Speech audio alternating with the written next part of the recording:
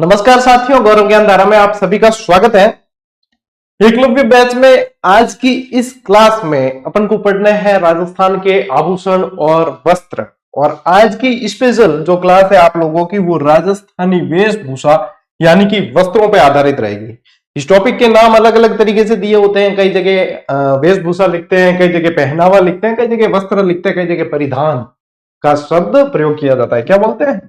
परिधान। अच्छा, इस परिधान शब्द से एक प्रश्न बना भी था, क्योंकि आप लोगों को ध्यान रखना है राजस्थान की वस्त्र नगरी किसे कहा जाता है? भीलवाड़ा। किसे कहा जाता है? भीलवाड़ा। एग्जामिनर की नहीं करे बेटा, एग्जामिनर खाली शब्द ने चेंज करे, यानी कि वस्त्र ने और कहीं कहवे मैं थान कह दियो के परिधान कहवे के हाँ गुरुजी परिधान कहवे, तो एक बार यूं दे दियो कि परिधान नगरी किसे कहा जाता है, तो बेटा भीलवाड़ा ही तो है। पर्यायवाची शब्द यूज करने से क्या एग्जामिनर हमें गच्चा दे सकता है? ठेकोला के नहीं गुरुजी तो भी दियो है, कई जना ने गच्चो दे दियो है तो भी, कई जना खोटो करे ना आया। ठीक है, तो वस्त्र नगरी, मैनचेस्टर है ना, ये सभी भीलवाड़ा को कहते हैं। और परिधान नगरी से आ जाए तो भी ध्यान रखना। तो पहला प्रश्न हो गया, पक्का हो गया। अब बढ़ते हैं अपन अपनी मेन स्लाइड्स की तरफ, और बहुत बढ़िया तरीके से आप लोगों को वस्त्र और आभूषण वाली क्लास कल आएगी। आज वस्त्र वस्त्र सारा पढ़ लेते हैं। पिछली बार जो क्लास ली थी वो बता दूं मैं कि 2 क्लास ली थी, जिसमें एक में पुरुषों के वस्त्र करवाए थे, एक में महिलाओं के। आज एक ही क्लास में आप लोगों को पुरुष और महिला दोनों के वस्त्र, अब मतलब आप वेशभूषा कह सकते हो, वो पढ़ाने वाला हूं। ठीक है, तो आपको ये इसलिए कहा है मैंने कि कल मैं क्लास कौन लेनी, तो मैं थोड़ा कवर कर रही हूं मैंने कि भाई टावरों कल वाली क्लास भी आज मर्ज कर दी है। अब चाहे 30-40 मिनट में भी कंप्लीट हो जानी क्लास, इनू भी मतलब वो नहीं है कि गुरुजी ठहर कहता काले वाली क्लास, तो मैं पहले ही बता दियो, पहली बार लाडली बार 2 क्लास में पढ़े जो मैटर एक ही क्लास में पढ़ा हूं। ठीक है, चल शुरू करा। ओके, देखिए सबसे पहले माथे से शुरू करते हैं। सिर पे क्या धारण की जाती है? अब अलग अलग नाम है भाई। माथे हम देखो ब्याह शादी सीजन चल रही तो थे बहुत, देखो है साफा। क्या बोलते हैं? साफा। राजस्थानी पगड़ी की शान भैया पूरे देश के अंदर है, राजस्थानी परिधान की शान पूरे देश के अंदर है। अब इसके बहुत सारे नाम हैं। पाग कह देते हैं, पगड़ी कह देते हैं, है ना, पोतिया कह देते हैं, खपटा कह देते हैं, बहुत सारे नाम। तो हो सकता है किसी से भी पूछा जाए तो देखो साफो है नहीं, इन्हें बहुत सारा नाम है। कहीं कहीं कहते हैं साफा कहते हैं, खपटा कहते हैं, पोतिया कहते हैं, पेंचा कहते हैं, बागा कहते हैं, पाग कहते हैं। ओके, इतने सारे नाम है भाई, और सारे के सारे याद रखने हैं। ठीक है, क्या कहते हैं? देखो साफा कहते हैं, खपटा कहते हैं, पोतिया कहते हैं, पेंचा कहते हैं, बागा कहते हैं, पाग कहते हैं। जाने के रेलवे में वो आवे ना, अब ट्रेन री यात्रा करो, ए अमरूद बोले अमरूद अमरूद अमरूद अमरूद है, वो ऐसे ही बोलते हैं। ए अनार बोले अनार अनार अनार अनार अनार है। तो अपने क्या, ए सापा बोले, खट्टा बोले, पोतिया बोले, पेंचा बोले, भागा बोले, पाक बोले। अपने कुल मिलाकर याद होना चाहिए। एक मास्टर को बहुत सारे अभिनय, बहुत सारे रोल करने पड़ते हैं अपने स्टूडेंट को याद करवाने के लिए। पगड़ी को आन बान और शान का प्रतीक कहते हैं, यानी कि किसी ने अपनी पगड़ी खोल कर रख दी है, मतलब समझ लो कि सारा ही मामला फिर जो है उसने अपने मान सम्मान को ही अर्पित कर दिया, तो फिर पीछे बचा क्या? ये देखा था राजस्थान में पहने जाने वाली पगड़ियों में उदय शाही, इसको आप उदय शाही ऐसे भी लिख सकते हो, उदय शाही, अमर शाही, विजय शाही, शाहजहानी, शिव शाही, खंजर शाही, अटपटी आदि प्रमुख रही है। अब ये कब रही है? ये रही है जब राजा महाराजाओं का काल था, है ना, जब उनका समय था, राजवंश का दौर था, तब ये सारी पगड़ियां जो है अस्तित्व में रहती थी। यानी कि जिस समय जिस राजा का शासन, उस नाम की पगड़ी फेमस। शाहजहां आया तो शाहजहानी पगड़ी, उदय सिंह जी शासन गालो तो उदय सिंह पगड़ी, तो उसी तरह की पगड़ियां। अब देखो यहां पे देखो, अब क्या है, ये है गोल साफा। ठीक है, इसको बोलते हैं मोरबंदिया पचरंगी साफा, यानी कि मोर कलंगी है यो। ठीक है, ये देखो कलंगी वाला पचरंगी साफा। ठीक है, ये भी मोरबंदिया पचरंगी है, यानी इसे बोलते हैं चौगे वाला साफा, इसे बोलते हैं चौगा, चौगे वाला साफा भी बोलते हैं। ठीक है, ये मैन होता है, और फिर बाद में जो है मान सम्मान में ये भी पहनाया जाता है राजस्थान के अंदर। चलिए स्क्रीनशॉट लीजिए, फिर आगे बढ़ते हैं। आज बहुत अच्छी और इंटरेस्टिंग क्लास है आप लोगों के लिए। देखो टावर, इन्हें बाद देखो कलंगी लागे, मतलब इनके ऊपर भी लगने वाली चीजों को भी आप लोगों को याद रखना है। सरपंच क्या है वगैरह ऐसे प्रश्न बनते हैं, तो जो जो चीजें आएगी सारी की सारी अपने याद रखना है। ठीक है, देखो पगड़ियों के प्रकार देखो, एक होती है मोथड़े की पगड़ी, कहीं बैठा ब्रो, मोथड़े की पगड़ी, ये पगड़ी विवाह के अवसर पर पहनी जाती है। यानी कि अब देखो चल रही है विवाह सीजन, अब कोई हो सके कि 4 महीने बाद क्लास देखे, 6 महीने बाद देखे, बी टाइम कौन चल रही है, वो पछो कमेंट करते हैं गुरुजी ऐसे ही विवाह की सीजन। अरे भैया क्लास जब लेते हैं तब की बात की जाती है। आज संविधान दिवस 26 नवंबर के दिन, 26 नवंबर 2025 के दिन ये क्लास पब्लिक हो रही है। तो इस समय आने वाले टाइम में अभी 30 तारीख की बहुत शादियां हैं, 4 तारीख की बहुत शादियां हैं, उसके हिसाब से बता रहा हूं। फिर देखो लहरिया की पगड़ी, यह पगड़ी श्रावण मास में तीज के अवसर पर पहनी जाती है। तीज त्योहार बावड़ी ले डूबी गणगौर भाई, तीज श्रावण मास वाली, ठीक है। और श्रावण में देखना महिलाएं भी लहरिया बहुत ज्यादा उड़ती है, और पुरुषों के लहरिया पाग यानी कि लहरिया पगड़ी बहुत प्रसिद्ध है। केसरिया पगड़ी गर्मियों के दिनों में यह पगड़ी पहनी जाती है, सर्दियों के दिनों में कंसुबी तथा वर्षा ऋतु में कसुमल। अच्छा, कसुमल का रंग कैसा होता है, कई बार पूछ लेते हैं प्रश्न, तो ध्यान रखना लाल। कसुमल केड़ा रंग लो, लाल रंग लो। और केसरिया, एक चीज और ध्यान रखो, केसरिया बाना कब धारण किया जाता है, आजकल तो विवाह में भी दूल्हा केसरिया पगड़ी पहनता है, वो भी एक तरीके से केसरिया करने जो है, विवाह करने भी केसरिया जो है। बाकी केसरिया मतलब कि जब युद्ध भूमि के अंदर क्षत्रिय सेनाएं, राजपूती सेनाएं जितनी भी जाती थी, तो जब राजस्थान के अंदर ऐसी परिस्थिति बन जाती थी कि अब जो है बचेगा कुछ भी नहीं, तो पीछे महिलाएं तो करती थी जौहर और पुरुष करते थे केसरिया। केसरिया धारण करके कि भाई अब जितनों को मार सके उतनों को मारना है, बाकी तो वीर गति को प्राप्त होना ही है। वो केसरिया दोनों मिल जाते तो साका, तो साके की समय धारण की जाती थी। सफेद पगड़ी शांति का प्रतीक होती है, वैसे ध्यान रखना सफेद रंग हमेशा शांति का प्रतीक है, लेकिन शोक के अवसर पर यह पगड़ी पहनी जाती है, यह भी ध्यान रखना है। पीली और बसंती रंग की पगड़ी मांगलिक अवसरों पर यह पगड़ियां पहनी जाती है। पीली और बसंती रंग की पगड़ी जो है मांगलिक अवसर मतलब कि ब्याह शादी वगैरह यही चीज है, जो शुभ कार्य है उनके अंदर पहनी जाती है। स्क्रीनशॉट लीजिए भैया, आगे बढ़ेंगे। आप लोगों को मेन चीज क्या है पता है, इसके अंदर आप लोगों को ज्यादा कुछ याद नहीं करना होता, आपको सिर्फ और सिर्फ एक बार पढ़ना होता है, एक बार सरसरी निगाह भी मार देना। अब अपना किताब लेकर बैठे तो मन क्या है, भटकता है, घड़ी कंधे जा घड़ी कंधे जा। और क्लास जब देखते हैं तो फिर क्या है कि गुरुजी बोलते हैं, गुरुजी फिर ध्यान भटकता है, तो थोड़ी बहुत जो है अपने ध्यान वापस केंद्रित करवा देते हैं, तो याद हो जाती चीजें। यही क्लास का फायदा है, सबसे बड़ा फायदा यही है। चलो आगे बढ़ते हैं। मदिल या बेली कहते हैं ना, मदिल वैसे ध्यान रखना ये काले रंग की होती है।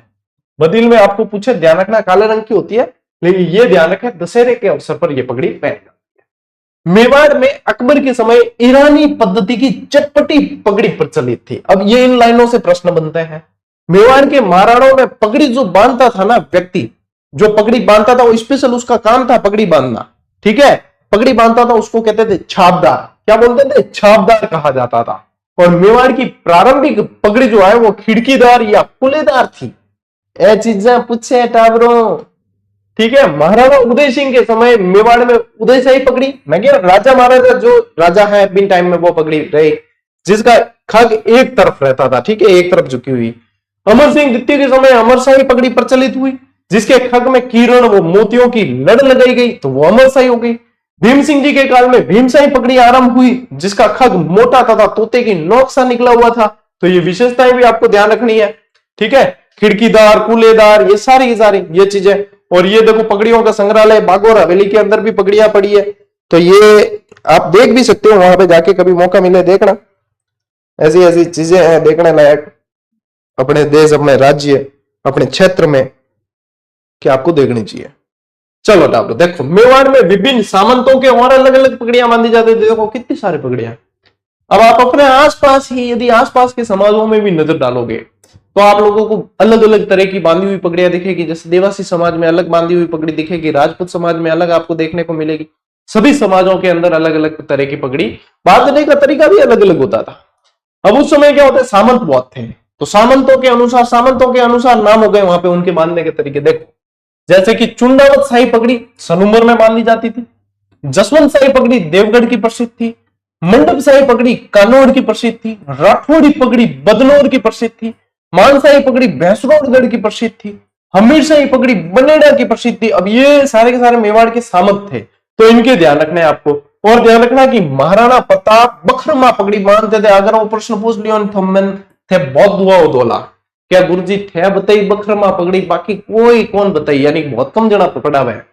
उदयपुरी पगड़ी तथा जोधपुरी साफा अपनी बंधाई के लिए संपूर्ण भारत में प्रसिद्ध है। जोधपुरी छापा तो मतलब मैंने बताया छोगे वाला छापा, या आप जो है प्रधानमंत्री जी के भाषण देखते हो राष्ट्रीय पर्व पे, तो उस समय वो जो बांधते हैं ना, जो संबोधन देते हैं लाल किले से, उस समय वो जोधपुरी छापा बांध के देते हैं, वो जोधपुरी छापा है। ठीक है, ध्यान रखना, पूरे विश्व में प्रसिद्ध है।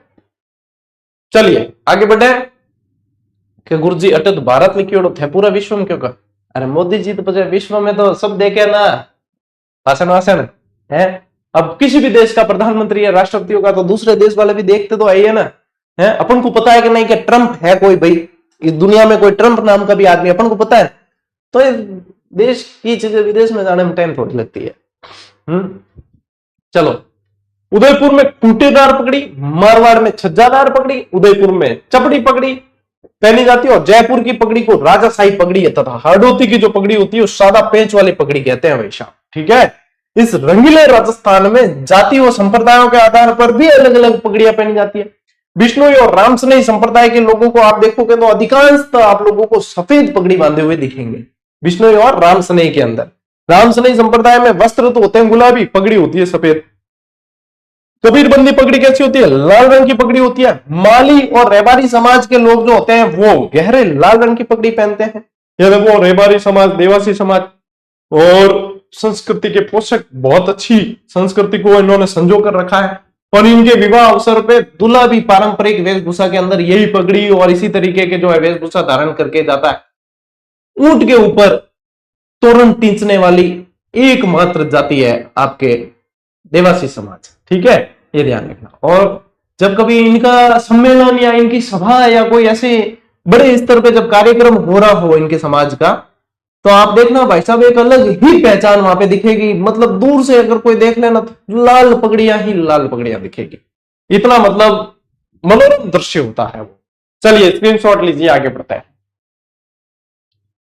अन्य वेशभूषाएं, अब पगड़ियों की बात हुई, अब अन्य वेशभूषाओं पे आते हैं अपन के। अलग अलग वेशभूषा, क्योंकि चोगे भी पढ़ने हैं अपन को बुगदरी पढ़नी है, अंगर की पढ़नी है। देखो सबको पहला ध्यान रखो, बालाबंद कहीं में।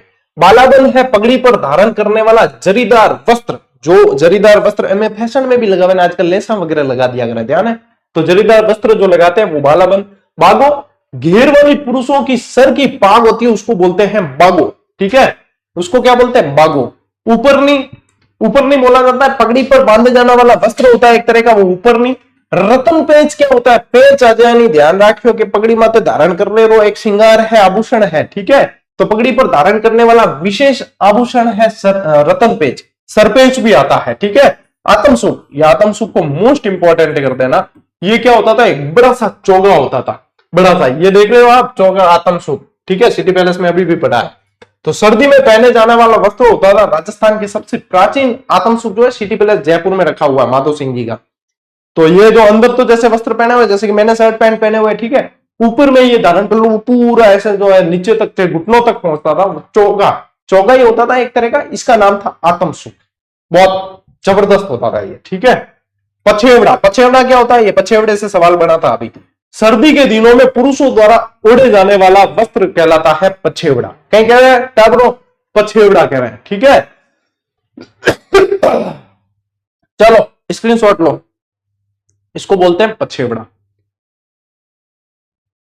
देखो इसके अलावा देखो भाकला और भाकली, ये क्या है? राजस्थान के गांवों में सर्दी के मौसम में प्रचलित वस्त्र है। अब ये ग्रामीण परिवेश के अंदर ही तो ज्यादातर संस्कृति जीवित है। सिटी में तो कहां संस्कृति इतनी देखने को नहीं मिलती। ऐसा नहीं है कि बिल्कुल देखने को नहीं मिलती, गांवों से गए हुए कई सारे लोग अभी भी उन्हें फॉलो करते हैं और जीवित रखे हुए हैं। लेकिन फिर भी वाकई संस्कृति जो दिखती है अपनी, वो गांवों में दिखती है। तो गांवों में अभी भी बाकला और बाकली वस्त्र दिखते हैं। कमरबंद और पटका क्या होता है? जामा या अंगरकी के ऊपर कमर के आसपास बांधे जाने वाला वस्त्र होता है। अहमदाबाद और बनारस के पटके बहुत प्रसिद्ध थे। अहमदाबाद और बनारस के बहुत ज्यादा प्रसिद्ध है आपके पटके, जिसको कमरबंद भी कहते हैं। कमरबंद पटको बांधी ओढ़ो, यहाँ क्या ना, तो ध्यान रखियो। गुगी या बरसाती, हाँ तो भाई बरसात के टाइम में मैं भी ओढ़ी ओढ़ी है। एक कटियो है ना, कट्टो, बोरी, टाट, जो भी कह सकते हो आप, उसको तिकोनी ऐसे करके ओढ़ कर और फिर जो है वर्षा से बचाव के लिए गांवों में अभी भी प्रयोग किया जाता है। ठीक है, जो ग्रामीण संस्कृति से रिलेटेड है, परिवेश से रिलेटेड है, वो जानते हैं इन चीजों को। तो इन क्या भैया गुगी कह दे, गोगी कह दे, ठीक है। हाँ, वर्षा से बचने के लिए ऊन या टाट की बोरी से बनाया जाने वाला वस्त्र होता है बिन क्या गोगी। और ये चीजें समझने के लिए, संस्कृति, कला और संस्कृति समझने के लिए आप लोगों को ग्रामीण परिवेश को जीना पड़ेगा। शॉल, ये क्या होता है, सर्दी के दिनों में रजाई के नीचे ओढ़ने वाला वस्त्र। रजाई रे नीचे एक और मतलब शॉल भी, शॉल टाइप रो मीन रजाई रे नीचे और गर्म है वो, ठीक है। क्योंकि देखो अब तो क्या है कि बंद कमरे होते हैं, इतनी ठंड पड़ती नहीं। पहले खुले में लोग सोते थे तो रजाइयां भी असर नहीं करती थी, सर्दी भी बहुत जबरदस्त पड़ती थी। अब तो ग्लोबल वार्मिंग से इतनी सर्दी भी नहीं पड़ती है, बहुत खतरनाक पड़ती, तो रजाइयां असर भी नहीं करती। तो उसके नीचे एक और कपड़ा होता था, उसको बोला जाता था स्वॉर्ड, ठीक है। वो रजाई के नीचे होता, तब जो है फिर भले कैसे भी हवा चले, शीत लहर चले, असर नहीं करती। एक होता सूतना, सर्दी के दिनों में बच्चों द्वारा पहने जाने वाला वस्त्र होता है, इसको सूतना कहते हैं। एक होता है ब्रिजेस, ठीक है। और ब्रिजेस को फोटो हो दिया, यानी घुटने तक तो कैसे होती है, बिल्कुल तंग, देखो, ठीक है। और फिर बाद में ये बलून टाइप बनता है यहां से। पुरानी पिक्चरों में आप लोगों ने शिकारी का जो रोल करते थे उनकी वेशभूषा देखी होगी, उनमें पैंट कुछ इस टाइप का ही होता था। इसको बैलून पैंट भी कह देते हैं। ज्यादातर ये क्षत्रिय समाज में पहना जाता है, इसको बोलते हैं ब्रिजेश। क्या बोलते हैं, ब्रिजेश, ठीक है। घुटनों तक तो एकदम तंग टाइट होता है और ऊपर से इस तरीके से फुला होता है, बैलून होता है, ठीक है। चूड़ीदार पायजामे के स्थान पर पहने जाने वाला वस्त्र है, लेकिन इसकी बनावट जो है आप लोगों को ध्यान रखनी है। चलिए स्क्रीनशॉट लो भाई, मेरे भी है ब्रिजेस, तो मैं भी पैर ही उड़ा है, एक दो बढ़िया हाल भी ब्याह शादी में पहना। ओके, बढ़े आगे। अब देखो जामा, जामा किसे कहते हैं, शरीर के ऊपरी भाग में विवाह या युद्ध के समय पहने जाने वाला वस्त्र होता था, उसको बोलते हैं जामा। चौगा, चौगा वैसे मैंने फोटो बताया ना आपको, आतम सुख का वो चौगा ही है एक तरीके से, लेकिन ध्यान रखें कि ये क्या, राजस्थान में प्राचीन काल में संपन्न वर्ग के परिवार के लोग अंगरकी के ऊपर रेशमी ऊनी चौगा पहनते थे, रेशमी या ऊनी चौगा पहनते थे, अंगरकी के ऊपर पहना जाता है। अंगरकी, ये फोटो देख लो, ये अंगरकी है। अंगरकी क्या होती है, पुरुषों द्वारा शरीर के ऊपरी भाग में पहने जाने वाला वस्त्र है। प्रश्न कैसे बनते हैं, इसी टाइप से बनते हैं। पुरुषों द्वारा शरीर के ऊपरी भाग में पहने जाने वाला वस्त्र निम्न में से कौन सा है, ऑप्शन आ जाएंगे अंगरकी, ब्रिजेस, फेंटा, इस तरीके से, बस। तो ये ध्यान रखना, ऊपरी भाग में पहने जाने वाला वस्त्र है। राजस्थान में फर्रुखशाही अंगरकी प्रसिद्ध है, और अंगरकी का संशोधित रूप अचकन कहलाता है। इसी का अंगरकी का ही संशोधित रूप क्या कहलाता है, अचकन। और अंगरकी पर सफेद धागे से कढ़ाई की भी की जाती है, कढ़ाई बुनाई वगैरह ये की जाती है। बुगतरी क्या होता है, अंगरकी को गांवों में, वही अंगरकी है उसको गांवों में बुगतरी के नाम से भी जानते हैं। एक होता है खेस, जो आपको बताऊं मैं, खेस कहां की प्रसिद्ध है, लेटा की, खेसला भी कह दिया करा। शरद ऋतु में पुरुषों द्वारा कंधों पर डाला जाता है, कंधों पर भी डालते हैं, खेसले ओढ़ते भी है, ठीक है। तो ये ध्यान रखना, उसको बोलते हैं खेस। ये सारे पुरुषों के वस्त्र है, जिसमें से अपने में से यंग जनरेशन में अगर देखें, बहुत कम लोग हैं जिन्होंने इसका आनंद लिया है कि ये पहने हैं उन्होंने। पैंट, बुशर्ट, जींस वगैरह यही तो पहनिया आप है, बस ले स्क्रीनशॉट।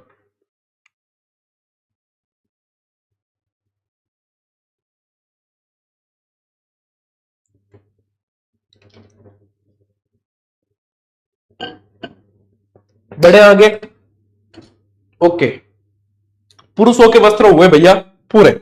अब महिलाओं के वस्त्र सभी को ध्यान में रखना है। वैसे देखो, अपने घर में सबके बहन बेटियां होती है ना, माताएं बहनें हैं। तो अपन ने कहीं ना कहीं माताओं बहनों के अपने सभी समाज में अलग अलग वस्त्र पहनने को देखने को मिलते हैं। ज्यादातर है नहीं, माताओं बहनों द्वारा पहने जाने वाले वस्त्र जो होते हैं वो होते हैं घाघरा, ओढ़नी, कुर्ती, कांचली, जंपर वगैरह इस तरीके में, मतलब अलग अलग है। पर राजस्थानी परिवेश की बात करा तो बिंग अलावा आ जाए सलवार सूट, ठीक है, सलवार सूट आगे पीछे आ जाए साड़ी। तो ये लगभग तो पता है, लेकिन शब्दावली के अंदर क्या चीजें आएंगी वो तो उस तरीके से ध्यान रखना है। जैसे कि कांचली, तो शब्दावली में ध्यान रखना, महिलाओं के सीने को ढकने का वस्त्र होता है कांचली। कांचली और कुर्ती अधिकांश तो साथ में ही पहनी जाती है। कुर्ती महिलाओं के पेट को ढकने का वस्त्र होता है, कुर्ती होती है। और फिर कुर्ता, तो महिलाओं द्वारा ऊपरी हिस्से पर पहने जाने वाला। अब कुर्ता तो आप सभी को पता है, कुर्ता पायजामा तो सबको ध्यान रहता है, तो इसमें कोई समझने वाली चीज नहीं। कापड़ी, अब ऐसे शब्दों से अपन को समझना होता है, क्योंकि जहां से अपन को पता नहीं है वहां से सवाल आए तब जो है अपन को समझने पे ज्यादा जोर देना है। कापड़ी के में भाई कपड़े के दो टुकड़ों को बीच में से जोड़कर बनाई गई चोली होती है, उसको बोलते हैं कापड़ी। तो इस लैंग्वेज से प्रश्न आएगा तो ध्यान रखना है। अच्छा, तिल का आ जाए तो ध्यान रखना कि हमेशा मुस्लिम समाज की युवतियों द्वारा अधिक पहना जाता है। ठीक है, मुस्लिम समाज में तिल का फेमस है। मुस्लिम महिलाओं द्वारा चूड़ीदार पायजामे के स्थान पर पहने जाने वाला जो वस्त्र होता है वो होता है तिल का। वो क्या होता है? तिल का। अब कई जने कहेंगे गुरुजी ये तिल का है क्या? ये सरारा है। ये क्या है? सरारा, सरारा। हाँ, ये सरारा है। ठीक है, सलवार कमर से लेकर पांव तक पहने जाने वाला वस्त्र है। सलवार के बारे में भी समझाने की जरूरत नहीं, सबको पता है। सरारा सलवार के जैसा ही वस्त्र जो शरीर के निचले हिस्से पर पहना जाता है, लेकिन इसमें जो है आप लोगों को देखो झूल देखने को मिलेगी यहां। नहीं तो बाकी सलवार वगैरह क्या होती है, इतनी झूल नहीं होती जिसके अंदर, इसमें जो है लहरदार झूल देखने को मिलती है। ये सरारा होता है। ये क्या होता है? सरारा। तो इस सारी चीजें भैया ध्यान रखनी पड़ेगी। हाँ, सवाल पूछ कर नहीं आएगा कि कहां से आऊं मैं। ठीक है, चलो देखो, घघरी कुंवारी बच्चियों द्वारा घुटनों तक पहने जाने वाला, जब वयस्क महिलाओं द्वारा पहना जाए पूरा पैर तक, मतलब एड़ी तक, तो उसे तो बोलते हैं घाघरा। और कुंवारी बच्चियों द्वारा घुटनों तक पहनते हैं उसी चीज को, वो कहलाती है घघरी। ठीक है, वो घघरी कहलाती है। घाघरा कमर से एड़ी तक पहने जाने वाला वस्त्र है। धाबला क्या होता है? धाबला ग्रामीण क्षेत्रों में प्रचलित ऊनी घाघरा, सर्दी के समय अधिक पहना जाता है। ऊनी घाघरा होता है, उसको धाबला कहा जाता है। ओढ़नी या लुगड़ी भैया क्या होती है? तो ये देखो यहां पे जो है आपको एक महिला का फोटो दिख रहा है जो है धौली मीना।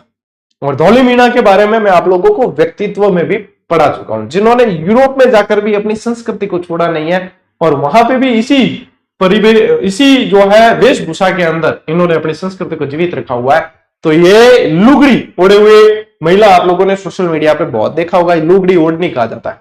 महिलाओं द्वारा सिर तथा अन्य वस्त्रों के ढकने वाला जो वस्त्र होता है ओढ़ने वाला, वो लुगड़ी है। पीला या पीलियों कहते हैं, पीले रंग का केसरिया होता है। और पीला को बच्चे के जन्म के अवसर पर पहना जाता है। बच्चे के जन्म पे पीला और बच्चे के जन्म पे गुलाबी पहन लेते हैं। पोमचा भी कहते हैं इनको। ठीक है, तो देखो पोमचा, पोमचा का रंग पीला होता है और पोमचा नवविवाहित वधू द्वारा ओढ़ा जाता है। और पोमचा का सर्वाधिक प्रयोग जो है वो जाट महिलाओं द्वारा अधिक किया जाता है, लेकिन अन्य समाज में भी पहना जाता है। ठीक है, अब इसमें भी पोमचे में रंग अलग अलग। पीला पोमचा यानी कि पुत्र के जन्म के समय पहना है, गुलाबी पोमचा है तो पुत्री के जन्म के समय पहना है। तो ये सारी चीजें भी ध्यान रखनी पड़ेगी। ले उठा करो स्क्रीनशॉट।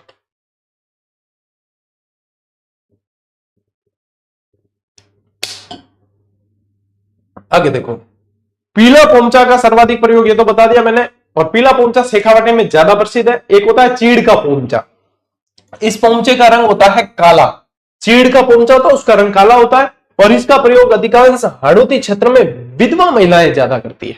विधवा महिलाओं द्वारा ज्यादा किया जाता है। एक होता है लहरिया। अब लहरिया श्रावण महीना, वही ध्यान रखना। इसका प्रयोग पगड़ी और ओढ़नी दोनों के रूप में होता है। मांगलिक अवसर पर पचरंगा लहरिया सर्वश्रेष्ठ माना जाता है। और लहरिया स्त्रियों द्वारा सावन महीने में, ठीक है, कब? श्रावण का महीना, पवन करे सोरा, श्रावण महीने में तीज के अवसर पर ओढ़ा जाता है। एक खंड में बताया होगा मोठड़ा, मोठड़े की पगड़ी भी बताइए बार।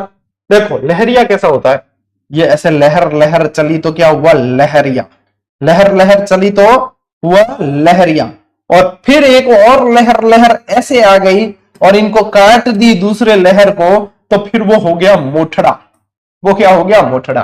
तो लहरिये की धारियां आपस में एक दूसरे को काटती है तो वह मोठड़ा कहलाता है। मोठड़ा जोधपुर का प्रसिद्ध है। ठीक है, मैं बिल्कुल आसान तरीके में बताया। लहर लहर चल रही है तो लहरिया है, और दूसरी लहर चल रही है तो मोठड़ा है। दूसरी लहर चल के उसको काट रही है तो वो क्या है? मोठड़ा है। ठीक है, तो ये ध्यान रखना भाई। ले वो स्क्रीनशॉट।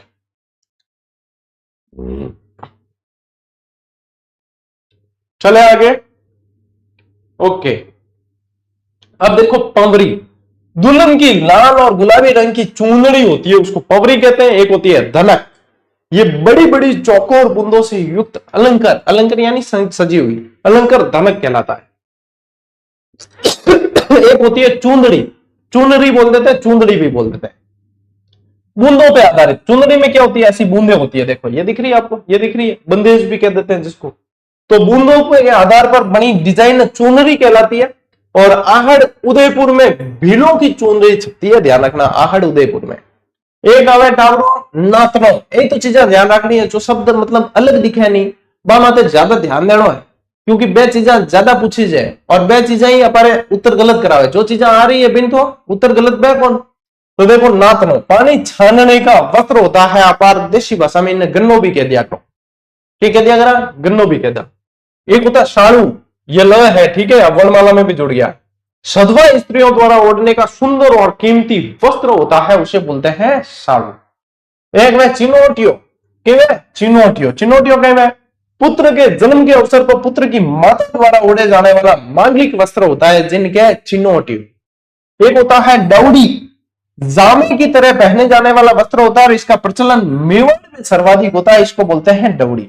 एक वह टावरो बडुली, वर पक्ष की ओर से वधु पक्ष के लिए भेजे जाने वाली चूनड़ होती है, जिनको बोलते हैं बडुली। कहीं क्या जिन्हें बडुली कहते हैं, ठीक है, कहीं क्या बडुली। तो ले टावरो स्क्रीनशॉट, ले सर ले स्क्रीनशॉट ले।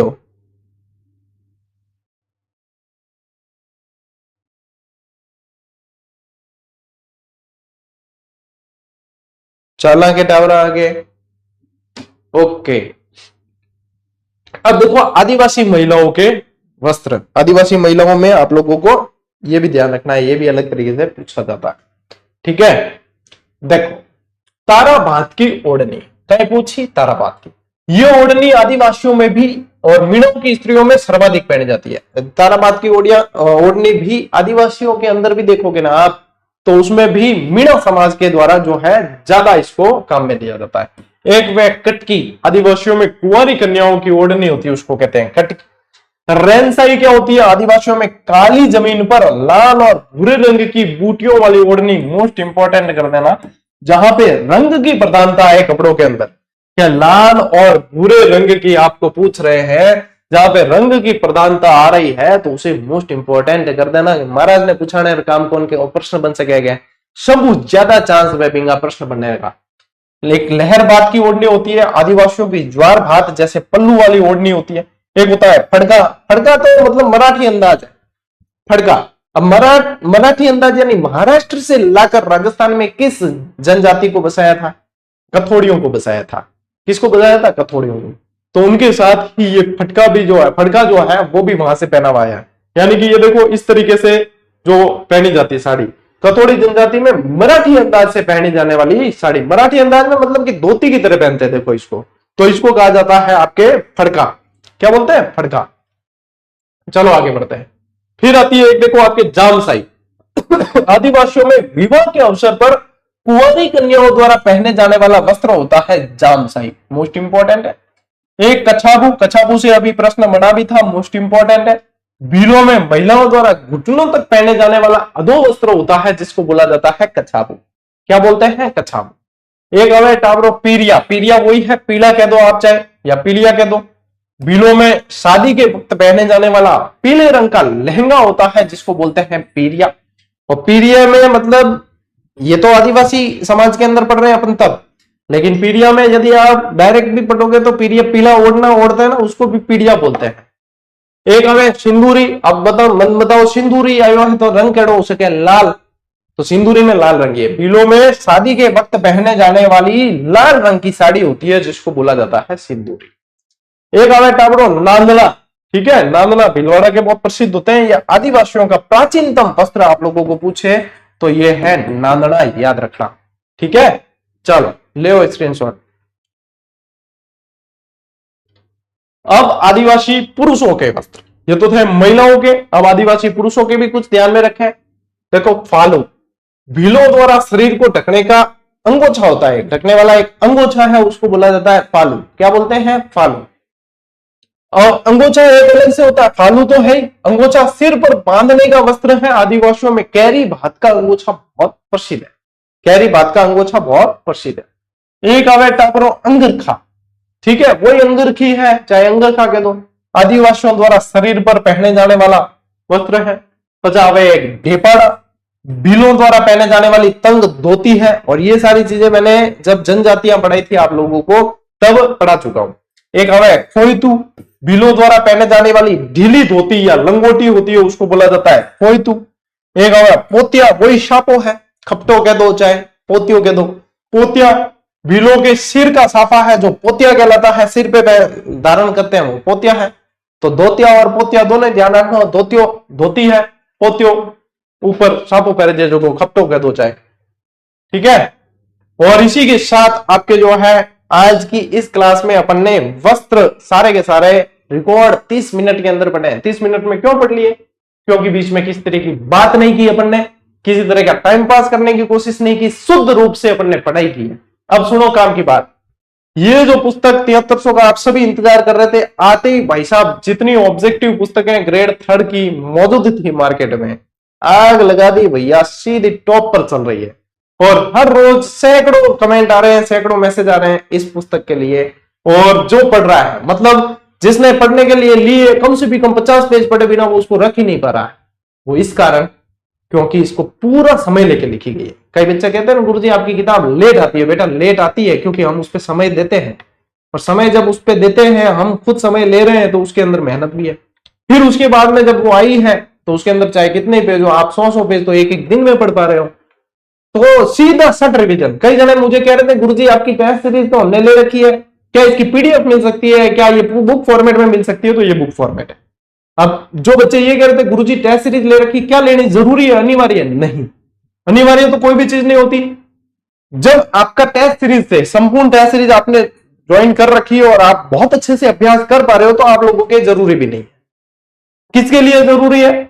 जो चाह रहे थे कि टेस्ट सीरीज वाला हमें बुक फॉर्मेट में भी मिल जाए। किसके लिए जरूरी है? जिनको मोबाइल से थोड़ी सी कम लगाव होता है, आंखें दुखती है, पुस्तक में पढ़ना चाहते हैं। किसके लिए जरूरी है? जो अपने कलेक्शन को संभाल के रखना चाहते हैं, जो कागज पे पेन चलाना चाहते हैं कि हाँ ये प्रश्न है, ये हमें पेन चला के याद होता है, उनके लिए। और मैं गारंटी से कह सकता हूं ये जो मैटर दिया है L1 L2 की साथ में दी है किताब, ये जो आप लोगों को 7300 में मैटर दिया है, सुपर रिवीजन का मैटर तो है ही है। इसमें से 80 से 90% सवाल बाहर जा ही नहीं सकते, सेम टू सेम हूबहू इसमें से बनेंगे। इसकी व्याख्याएं देखो आप, इसके अंदर आप कंटेंट देखो, इसके प्रश्न देखो, लेटेस्ट अपडेट प्रश्न। एक और प्रश्न बच्चों का, क्या पीवाईक्यू शामिल है? बिल्कुल, आप जो भी चैप्टर उठा के देख लो, उसके प्रारंभ के प्रश्न आप देख लो, बने हुए प्रश्न जब तक किताब आई उससे पहले बने हुए प्रश्न अधिकांशतः डाले हैं सारे के सारे। पढ़ो, रिवीजन करो। ये रिवीजन का टाइम है, ये अभ्यास का टाइम है, ये वस्तुनिष्ठ प्रश्नों को निकालने का टाइम है। मैराथन क्लासेस का इंतजार करने की कोई जरूरत नहीं है। आप खुद अपने समय को यूटिलाइज करें और पढ़ें ढंग से। और जो कि जिसको किसी को लगता है कि भाई प्राइस ज्यादा है, महंगी पड़ रही है किताब, तो भैया ये टेस्ट सीरीज ऑलरेडी आप लोगों को अवेलेबल हमने करवा रखी है। सीधी सीधी आप लोगों को आधी रेट में तो यहाँ पे टेस्ट सीरीज मिल रही है, और इस पे तो अभ्यास कर ही रहे हैं बच्चे, ठीक है। तो सारी सुविधाएं हैं। अब नहीं पढ़ने वालों के बहाने हजार, और पढ़ने वालों को भैया क्या चाहिए? फिर वो तो वैसे ही इंतजार ही कर रहे थे कि हाँ क्या है। बढ़िया तरीके से सुविधाएं दी आपको, इसका लाभ उठाएं, पढ़ें, लिखें, अपना कैरियर बनाएं, क्योंकि ये समय जो है लौट कर आने वाला नहीं है। तो आज की इस क्लास में साथियों इतना ही। अब मिलते हैं अपन अगली क्लास में, अगले सेशन में। तब तक के लिए राम राम, जय हिंद।